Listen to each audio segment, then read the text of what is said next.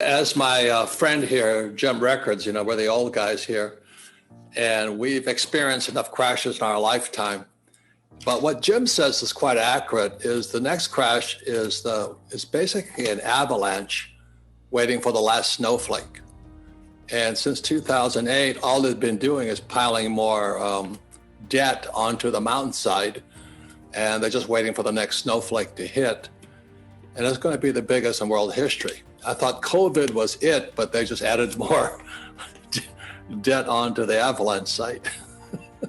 Yeah, and continue to print, and we've seen kind of concerns about how we get out of that debt pile. And it sounds like you're leaning into Bitcoin and gold. We've heard a lot of traditional investors leaning into Bitcoin as a hedge. Kevin O'Leary as well noted he's got, 3% in his portfolio. How large of a portfolio position is it for you, though, and how large should it be for maybe the average investor watching this to protect themselves? Well, let me give you the macro, because everybody goes micro on me. This here is a $10 million Zimbabwe dollar. This is the US dollar.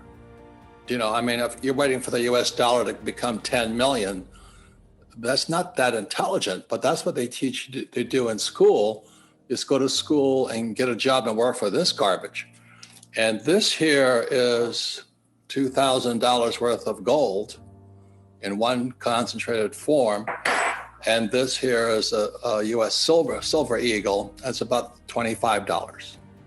So I just compared this garbage here to what gold, silver, and Bitcoin is. So in one of my tweets, I said I'm waiting for Bitcoin to hit 24. I entered at 9, and I'm still in the money, and I'm very happy it's coming down so I can buy more.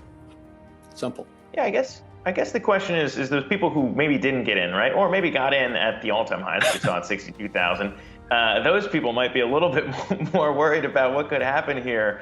The people like myself and you who have been in this for a bit might be fine because they've already seen it proven out. But when you look at it, how do you see it going? If it does dip down further, I know you're going to be a buyer, but what do you see as kind of those catalysts that does take the price of Bitcoin higher now? Well, again, I said this is the problem. It's called the Zimbabwe dollar or the US dollar. That's the real problem. So I just watched that sideshow with this guy, Powell, Yellen, what's his name, Biden, and those characters. And I just gauge off of them. Whatever they're doing, I'm not going to do. But I've been that way most of my life. Some people call me a contrarian. I'm an entrepreneur. I'm a capitalist. I don't own any stocks. I don't like stocks, but I don't have to own stocks because I'm an entrepreneur. I build my own assets. Like the Rich Dad Company is an international brand, and a brand is what Buffett invests in, like McDonald's or Gillette or Coca-Cola. So to the young people, I say, don't be an employee. Why don't you become an entrepreneur like Gates or Musk or those characters? And then you get really rich. But if you can just sit there and play the stock market, you may as well play Bitcoin too.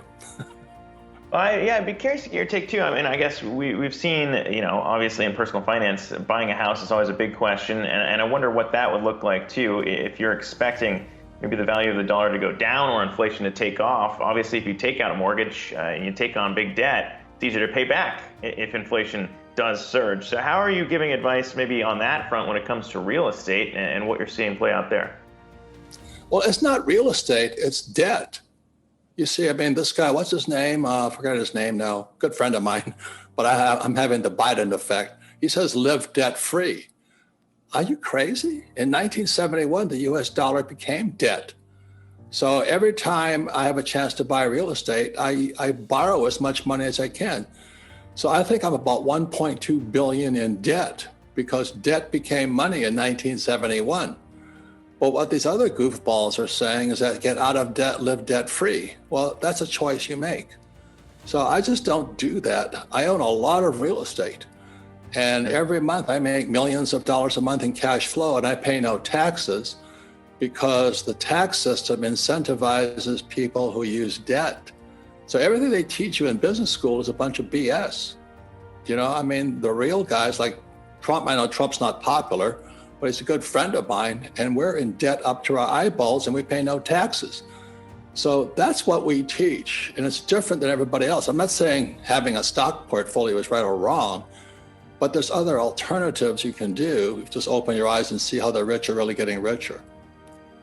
Yeah, especially if you believe in kind of the inflation picture that you see coming here, or the big market crash coming as you see it here. But there is one point that I guess maybe people have been looking at too, and the idea of a central bank digital currency potentially coming out and what that might mean for cryptocurrencies out there. And of course, wouldn't necessarily solve the problem of governments and the way that they interact with their own currencies there. So how do you see maybe a Fed digital dollar coming out? Chinese obviously working on their own central bank digital currency right now. How do you see that impacting the crypto market? Well, I think that's the most important question you could ask today. Everybody should be asking.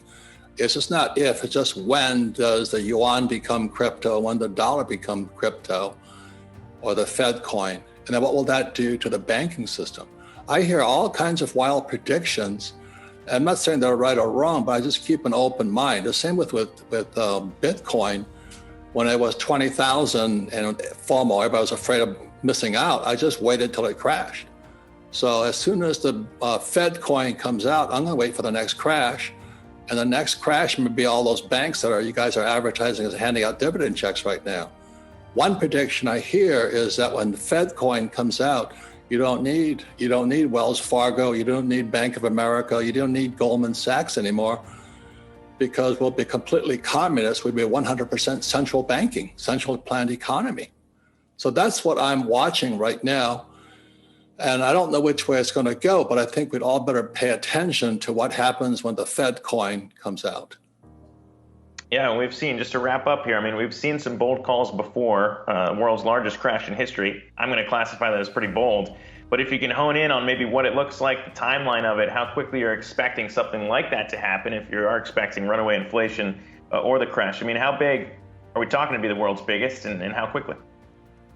Well, that's another speculation. Is it inflation or deflation? I think it's deflation, because you just can't keep printing money when it crashes.